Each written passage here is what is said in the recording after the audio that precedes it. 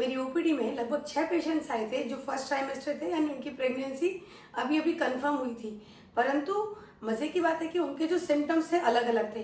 कोई तो कह रहा है कि मैडम उल्टी ज़्यादा होती है, कोई कह रहा है कि मैडम पेशाब बार बार लगती है, किसी को पेट के निचले हिस्से में दर्द हो रहा था। एक पेशेंट ने मुझे बताया कि मैडम मुझे पूरे दिन नींद आती है, मैं थका हुआ महसूस करती हूँ। तो नमस्कार, मैं हूँ डॉक्टर सीमा शर्मा और प्रेगनेंसी जर्नी के इस एपिसोड नंबर 2 में आज आपका स्वागत है। और आज हम विस्तार से बात करेंगे अर्ली प्रेगनेंसी में होने वाले सिम्टम्स के बारे में।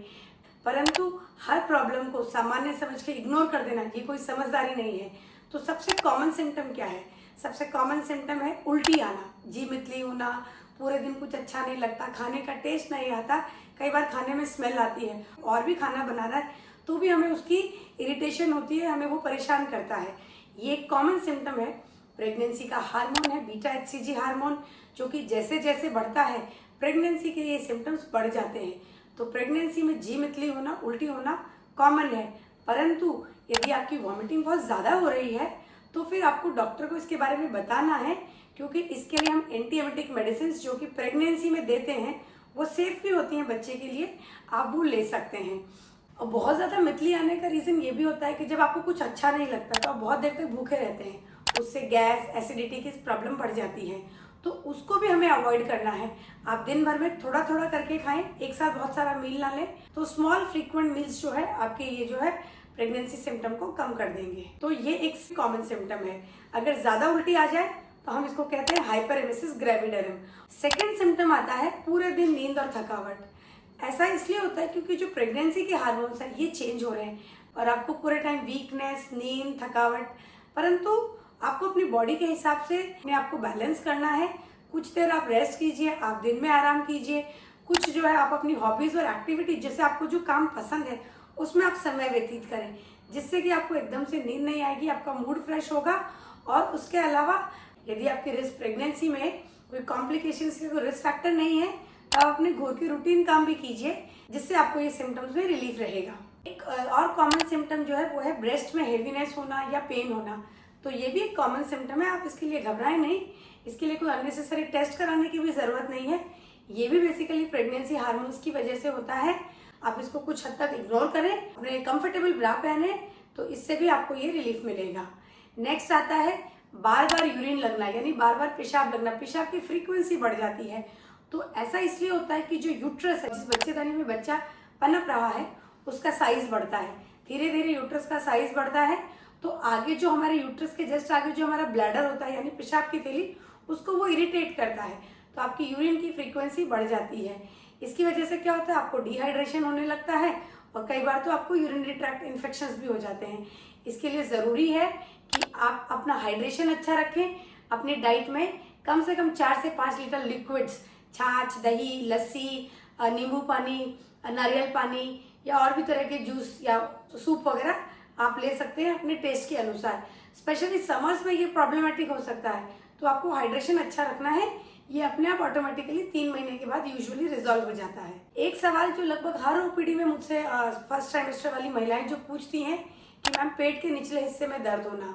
तो देखो, 2 चीज़ें हैं, पेट के निचले हिस्से में दर्द होना या वो हल्का दर्द है, और स्पेशली मैं कहूँ तो वो खिंचाव महसूस होता है, क्योंकि आपका बच्चेदानी ग्रो कर रहा है, साइज उसका बढ़ रहा है, उसके लिगामेंट्स की स्ट्रेचिंग हो रही है, तो वो खिंचाव सामान्य है। परंतु अगर वो दर्द तेज इंटेंसिटी का, असहनीय है या फिर सिर्फ एक साइड ही हो रहा है, तो हमें उसको रूल आउट करना जरूरी है। उसको अपने डॉक्टर की कंसर्न में जरूर आप उसको लेकर आएं, क्योंकि ये देखना जरूरी है कि वो दर्द किसकी वजह से है। कभी कभार वो दर्द अबॉर्शन की वजह से हो सकता है, कभी कभार वो दर्द एक्टोपिक प्रेगनेंसी का कारण हो सकता है, तो उसको हमें क्लियर करना पड़ेगा कि वो दर्द हो किस वजह से रहा है। अदरवाइज हल्का दर्द सहनीय है, आपको ज़्यादा आपकी जीवन शैली को प्रभाव नहीं कर रहा, तो वो दर्द नॉर्मल है। नेक्स्ट सिम्टम आता है स्पॉटिंग। प्रेगनेंसी के शुरुआत के दिनों में ये समझिए कि यदि आपने जिस टाइम पे पीरियड आपका मिस हुआ, यदि उस टाइम पे हल्की फुल्की स्पॉटिंग हुई तो मैं इसे कहूँगी ये नॉर्मल हो सकती है। परंतु कोई भी वजाइनल ब्लीडिंग या कोई स्पॉटिंग आपको अपने डॉक्टर को ज़रूर इन्फॉर्म करनी है, क्योंकि वही ये डिसाइड करेंगी कि ये स्पॉटिंग या ब्लीडिंग किसकी वजह से हुई। तो ज़रूरी नहीं कि प्रेगनेंसी में खराबी होनी ही होनी है, परंतु अगर वो बढ़ गया तो ज़रूर हमारे बच्चे की हेल्थ को प्रॉब्लम कर सकता है, हमारा अबॉर्शन हो सकता है, हमारी प्रेगनेंसी आगे बढ़ने से रुक सकती है। इसलिए हर प्रेगनेंसी में होने वाली ब्लीडिंग या स्पॉटिंग को हमारे डॉक्टर की नोटिस में ज़रूर लेकर आना है। आप हमें ज़रूर बताएं। एक और बात जो महिलाएं मुझे अक्सर बोलती हैं कि मैम हमें हमेशा बुखार जैसा लगता है, शरीर गर्म रहता है, तो इसके लिए आपको सबसे पहले एक चीज़ का ध्यान रखना है। हम सभी के घरों में यूजुअली डिजिटल थर्मामीटर मिल जाता है, तो हम अपना टेम्परेचर ज़रूर रिकॉर्ड करेंगे। अगर वो टेम्परेचर नॉर्मल रेंज में आ रहा है तो ये जो बुखार है बेसिकली ये बुखार नहीं है, ये हार्मोन्स की वजह से आपको थोड़ा फील होता है। इसको आप इग्नोर कर सकते हो, परंतु टेम्परेचर रिकॉर्ड करने पर आपका टेम्परेचर यदि हाई डिग्री में जा रहा है, फिर उसके साथ में एसोसिएटेड कोई और सिम्टम्स है, जैसे कि आपको ठंड लग के बुखार आ रहा है, आपको कपकपी हो रही है, उसको आप इग्नोर नहीं करेंगे। तो ये सारे थे अर्ली प्रेगनेंसी के सिम्टम्स।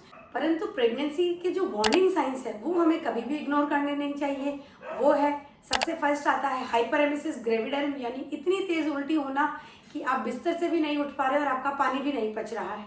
सेकेंड आता है बहुत तेज ब्लीडिंग होना, वजाइनल ब्लीडिंग किसी भी प्रकार की आपके बेबी और मदर के दोनों के हेल्थ के लिए रिस्क हो सकती है।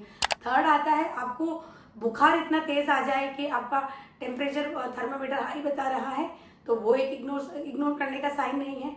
फोर्थ सिम्टम आता है पेट के निचले हिस्से में इतना तेज इंटेंसिटी का दर्द है कि आप बिस्तर से नहीं उठ पा रहे, स्पेशली वो दर्द अगर एक साइड में है तो। फिफ्थ सिम्टम आता है आपको इतनी तेज चक्कर आ रहे हैं कि आप यदि बेहोश होकर के गिर जा रहे हैं। तो ये 5 सिम्टम्स अर्ली प्रेगनेंसी के वार्निंग साइंस थे, जिसे आपको आज ही अपने डॉक्टर से मिल करके डिस्कस करना है। ये सारी बातें हमने डिस्कस करी, प्रेगनेंसी के अर्ली सिम्टम्स, क्या नॉर्मल है, क्या अब नॉर्मल है, कब हमें डॉक्टर के पास जाना है। इनफैक्ट सपोजिटली आपने डॉक्टर के पास फर्स्ट विजिट कर ली, फिर आपके ये सिम्टम्स आ रहे हैं, तो आप सेकेंड विजिट तक इंतजार मत कीजिए, क्योंकि कोई भी सिम्टम नॉर्मल से अब नॉर्मल हो गया तो आप पूरे नेक्स्ट विजिट का 1 मंथ का वेट ना करें, आप पहले ही जाकर के डॉक्टर से अपनी प्रॉब्लम डिस्कस करें ताकि उनका टाइमली सॉल्यूशन हमें मिल सके। इसीलिए सही समय पर सही डॉक्टर और सही जानकारी आपकी प्रेगनेंसी के जर्नी को स्मूथ बना सकता है। और आप मुझे कमेंट करके बताएंगे कि इनमें से कौन सा सिम्टम था जो प्रेगनेंसी में आपको सबसे ज्यादा परेशान करता था। इससे पहले अगर आपने हमारा फर्स्ट एपिसोड नहीं देखा है, आप आई बटन को क्लिक कीजिए, आपको फर्स्ट एपिसोड का लिंक मिल जाएगा, वो आप जरूर देखिए ताकि आपकी पूरी प्रेगनेंसी की जर्नी को आप अच्छे से और शुरुआत से समझ सकें। और ऐसी ही अच्छी जानकारी के लिए आप मेरे यूट्यूब चैनल को सब्सक्राइब कर लीजिए, क्योंकि आने वाले एपिसोड्स में मैं बताऊंगी आपको प्रेगनेंसी से रिलेटेड बहुत सारी जानकारी जो आपके और आपके बच्चे के लिए बहुत हेल्पफुल होगी। और शेयर कर दीजिए इस वीडियो को आपके फीमेल फ्रेंड्स के साथ में जो प्रेग्नेंट हैं या जो प्रेगनेंसी प्लान कर रहे हैं, ताकि उनकी जर्नी को भी हम स्मूथ और हेल्दी बना सकें। Stay healthy, stay fit. Thank you so much.